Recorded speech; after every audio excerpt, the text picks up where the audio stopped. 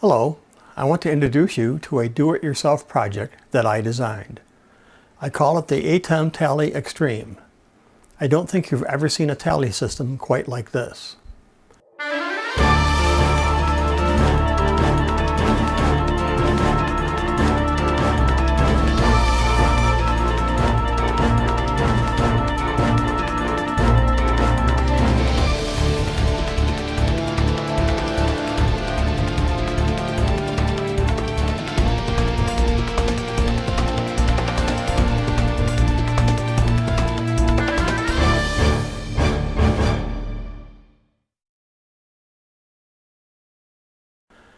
The system works on Wi-Fi and uses a Sony style MP battery for power. On the front panel is a 3-position center off switch, a jumbo RGB LED, a TRRS jack, and a large number indicating what tally unit it is. The MP battery slides into the battery holder on the top. On the bottom, left, and right sides are located 1/4-20 threaded mounting options. On the back panel is another jumbo RGB LED and another large number indicating what tally unit it is. When powered on, the tally module connects to Wi-Fi and to your ATEM switcher. It is programmed to use only one remote connection to your ATEM. This frees up your ATEM to be connected to other devices such as a Hyperdeck, a Streamdeck running Bitfocus Companion, or other computers that are dedicated to running graphics or audio. This is important because all ATEMs allow for only a limited number of external device connections. Again, this system uses only one connection. I mentioned that there is a 3-position center off switch on the front panel. The switch has a single dash line on the bottom position and a double dash line on the top position. The center position is a power off position.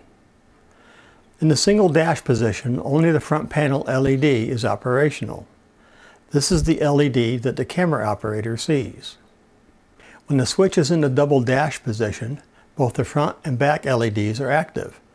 This is useful for indicating to the on-camera talent the status of each camera.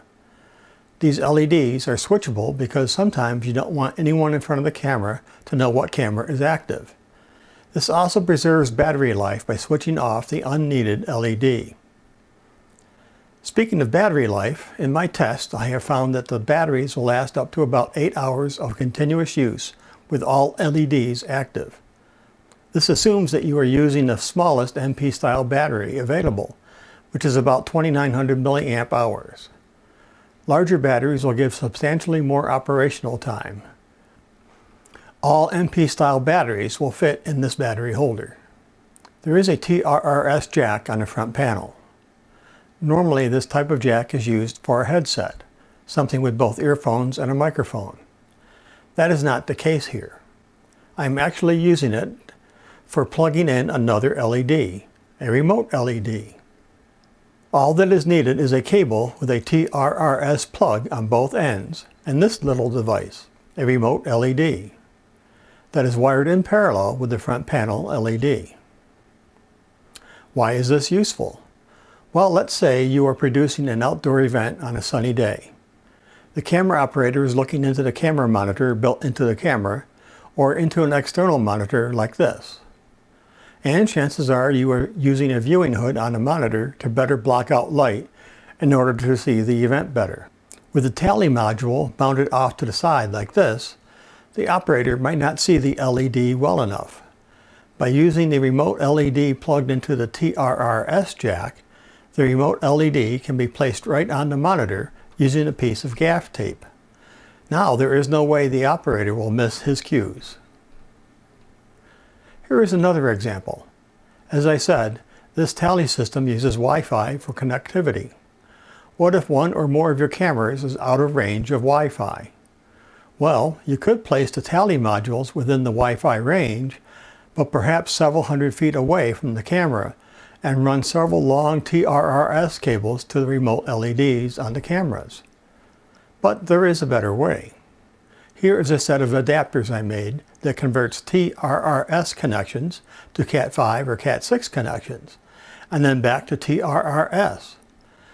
I have tested this out to over 2,000 feet with no problems whatsoever. The remote LED works exactly as it should, even with the tally modules very far away, but still within the range of the Wi-Fi signal. Here is another example.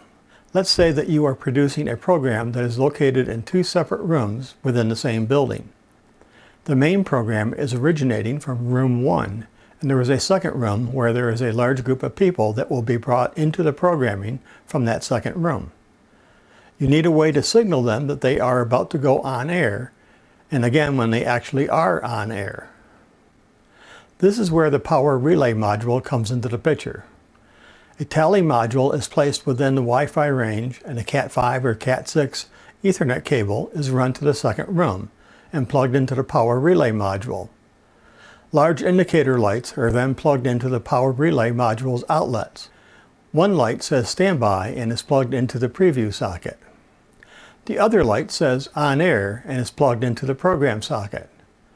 Now when the participants in the second room see the green standby light come on, they know they are about to go on camera. And when they see the red on-air light come on, they know they're actually on camera. These relay contacts are rated at a 10 amp capacity. If you don't want to use the power relay module for whatever you want to control, there is a simple relay module that works exactly the same way, but uses relay contacts for switching on or off whatever you want to control. Perhaps sound effects or lighting effects. These relays are also rated at a 10 amp capacity.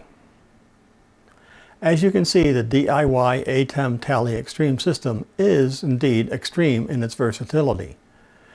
Now, this is a do-it-yourself project. I have spent several hundred hours designing, testing, and redesigning this system, as well as a considerable sum of money. All the necessary information required to build 4, 6, or 8 tally modules, the relay module, and the power relay module are available for a very reasonable price on this website. Thank you for your interest.